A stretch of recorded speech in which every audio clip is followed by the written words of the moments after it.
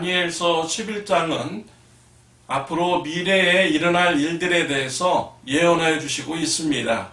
어제 큐티 본문에서는 안티오쿠스 3세가 죽음을 맞이했습니다. 안티오쿠스 3세가 죽자 그의 아들 셀루쿠스 4세가 왕위에 올라갑니다. 오늘 본문 20절 말씀에 보면은 셀루쿠스 4세에 대한 예언의 말씀이 나옵니다.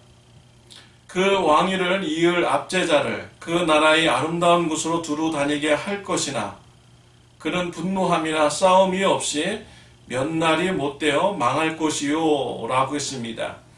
셀루쿠스 4세가 왕위에 오른 지 얼마 못되어 망하게 된다라고 예언되어 있습니다. 역사적으로 셀루쿠스 4세는 왕위에 오른 지 8년 동안 통치합니다. 그러나 그의 신하 재정 장관인 헬리오도루스에 의해서 암살을 당합니다. 그래서 하나님의 말씀이 성취가 되었습니다. 셀루쿠스 4세가 죽은 후에 안티오쿠스 4세가 왕위에 오릅니다. 안티오쿠스 4세에 대한 예언의 말씀은 다니엘에게 여러 번 주어졌습니다. 다니엘은 안티오쿠스 4세에 대한 예언에 관심을 가졌습니다. 하나님을 대적하고 하나님의 백성들을 핍박하는 자이기 때문입니다. 안티오쿠스 4세에 대한 예언의 말씀을 들을 때 다니엘은 온전히 이해하지 못했습니다. 이해하지 못했다고 해서 잊어버린 것이 아닙니다. 다니엘은 마음속에 두었습니다. 하나님 앞에 기도했습니다. 하나님께서 점차적으로 환상을 통하여 계시를 통하여 안티오쿠스 4세에 대해서 더 깊이 알려주시고 있습니다. 21절에 보면 또 그의 왕위를 이을 자는 한 비천한 사람이라 나라의 영광을 그에게 주지 아니할 것이나 그가 평안한 때를 타서 속임수로 그 나라를 얻을 것이며 라고 했습니다. 안티오쿠스 4세는 비천한 자다라고 했습니다. 원어적인 의미로는 비열한 사람이라는 것이지요. 왕이 될 만한 성품의 소유자가 아니다라는 이런 예언의 말씀입니다. 또 안티오쿠스는 속임수로 그 나라를 얻는다라고 했습니다. 그는 속임수로 왕의 자리에 올라가게 됩니다. 왕위에 오른 안티오쿠스 4세는 남방왕국 프톨레미 왕조를 침공합니다. 이때 프톨레미 왕 주변에 있는 신하들이 배신을 합니다. 그래서 안티오쿠스 4세가 전쟁에서 승기를 잡았습니다. 전쟁에 협상을 하였습니다. 협상이 결렬이 되었고 안티오쿠스 4세는 많은 재물을 가지고 고국으로 돌아가게 됩니다. 또 얼마 후에 안티오쿠스 4세는 다시 남방왕국 프톨레미 왕조를 공격하였습니다. 그러나 그때는 실패하고 말았습니다. 왜냐하면 로마에서 배를 타고 구원병이 왔기 때문입니다. 오늘 본문 말씀에서도 이러한 것이 다 예언되어 있습니다. 안티오쿠스 4세는 고국으로 돌아가면서 예루살렘에 갑니다. 하나님을 대적하고 하나님의 백성들을 핍박하기 시작합니다.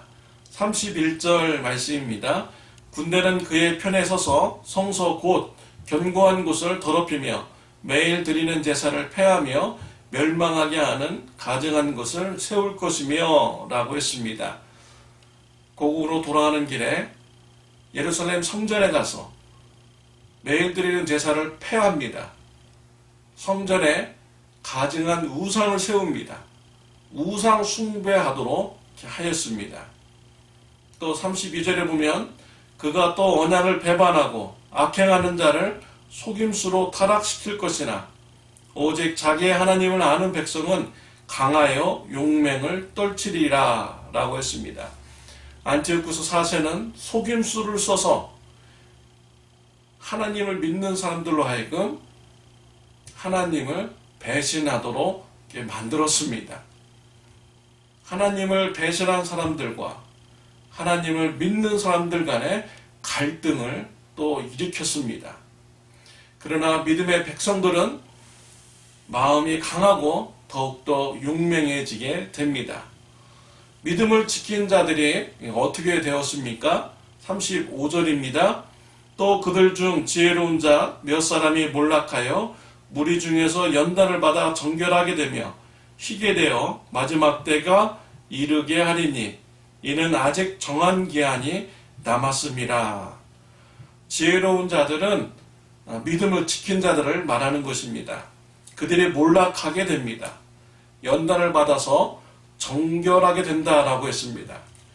이것은 순교한다라는 것입니다. 믿음을 지키기로 결단하며 그들이 나아갈 때 그들은 결국 죽임을 당했습니다. 순교를 당한 것입니다. 순교함으로써 정결함을 지키는 자들이 된 것입니다. 안티오쿠스 4세의 그런 권세는 영원합니까? 아닙니다. 정한 기간만 권세를 누리게 됩니다. 성도가 받는 이 핍박의 시간은 영원한 시간대에 비하면 아주 짧은 시간이죠. 그 환난의 기간을 우리가 잘 견디고 우리가 이겨나가야 되는 것입니다. 역사를 주관하시는 하나님께서 왜 안티오쿠스 4세를 통하여서 하나님의 백성들에게 핍박받는 시간을 허락하였습니까? 핍박받은 성도들은요, 신앙이 인내와 연단을 이루게 됩니다. 또 신앙이 정결하게 됩니다. 그래서 35절에 보면 연단을 받아 정결하게 되며 라고 말씀하였습니다. 로마서 5장 3절에 보면 우리가 환난 중에도 즐거워하나니 이는 환난은 인내를, 인내는 연단은 소망을 이루는 줄 알미로다 라고 했습니다. 환난의 유익입니다. 환난을 당할 때 성도들은 인내와 연단을 이루게 되고 소망을 이루게 되는 그런 성장이 있게 되는 것입니다. 신약성경에 보면 환난이라는 단어를 찾아보면 기쁨이라는 이런 단어와 자주 연관되어서 나옵니다. 초대교인들은 환난을 받을 때 그들은 기뻐하였습니다. 앞으로 받을 이런 하나님 나라에서의 그런 상을 바라보며 그들은 기뻐하였습니다. 요한계시록 2장 10절 말씀에 보면은 너는 장차 받을 고난을 두려워하지 말라. 볼지어다 마귀가 장차 너희 가운데에서 몇 사람을 오게 던져 시험을 받게 하리니 너희가 10일 동안 환난을 받으리라. 네가 죽도록 충성하라. 그리하면 내가 생명의 관을 내게 주리라 라고 했습니다. 고난받는 것을 두려워하지 말라라고 했습니다. 환난 당하는 것을 두려워하지 말라고 하셨습니다. 환난의 시간은 잠시 잠깐입니다. 우리가 환난의 시간에 인내하며 우리가 연단을 받을 때 하나님께서는 우리에게 생명의 면류관을 주신다라고 말씀을 하셨습니다. 환난은요 곧 우리에게 천국에서 상급이 되는 것입니다. 사랑하는 성도 여러분, 환난은 우리의 힘으로 이기는 것이 아닙니다. 환난은 하나님께서 주시는 힘으로 이기는 것입니다. 환난 받는 것, 고난 받는 것 두렵습니까? 하나님께 기도하시기를 바랍니다. 주님이 주시는 힘으로 환난을 이기는 축복이 있으시기를 바랍니다. 우리 예수님께서도 십자가의 고난을 받으셨습니다. 십자가의 고난 앞에서 하나님께 기도하셨습니다.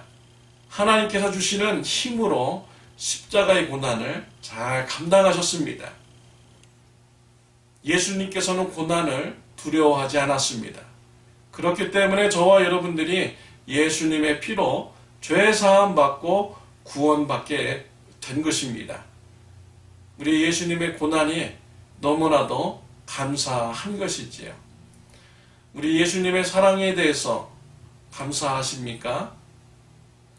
우리 예수님을 닮아가는 저와 여러분들이 되시기를 바랍니다. 환난이나 고난의 때에 하나님께 기도함으로 주님께서 주시는 힘으로 고난과 환난을 인내하며 연단받으며 더욱더 정결해지는 신앙의 축복을 가지는 저와 여러분들이 되시기를 바랍니다. 기도드리겠습니다. 하나님 아버지, 감사합니다. 환난의 유익에 대해서 말씀해 주셔서 감사합니다.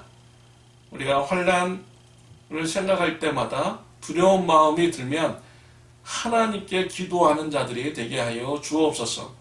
주님이 주시는 힘으로 환난을 잘 인내하고 또 연단을 받아서 소망을 이루는 귀한 축복이 있게 하여 주옵소서. 예수님의 이름으로 기도드렸습니다. 아멘.